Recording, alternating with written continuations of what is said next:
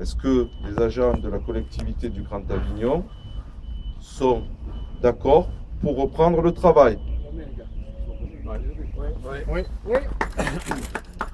Est-ce qu'il y a des camarades qui s'abstiennent sur ces propositions? Est-ce qu'il y a des camarades grévistes qui sont contre ces propositions? Donc nous nous engageons, Monsieur le Président, sur ces bases-là, à organiser la reprise du travail pour permettre que le service et la mission de service public des agents redémarrent dans de bonnes conditions et que nous puissions satisfaire l'attente aussi de tous les citoyens. On a acté aujourd'hui qu'on allait mettre en place la stagiairisation de tous les agents contractuels depuis 2 ans dans la collectivité, plus un certain nombre de points.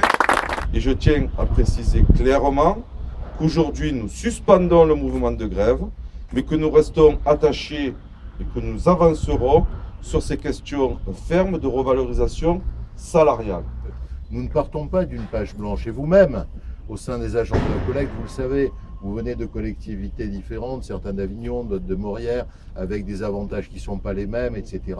Et l'harmonisation ne se peut pas se faire d'un coup de baguette magique du jour au lendemain, surtout dans la situation de crise financière que connaissent les collectivités territoriales. J'ai compris aussi depuis longtemps qu'il n'y avait pas possibilité d'une action et d'un service public de qualité s'il n'y avait pas des agents motivés et des agents respectés dans quelques services que ce soit. La confiance est instaurée, que le dialogue social va s'accélérer pour la collecte, mais aussi, je viens de le dire à vos collègues d'autres syndicats, pour l'ensemble des services du Grand Avignon, très disparates, comme je le disais aussi tout à l'heure, parce qu'il faut qu'on avance ensemble et il ne faut pas qu'on essaie d'aller les uns contre les autres, parce que ça ne produit rien et ça ne construit rien.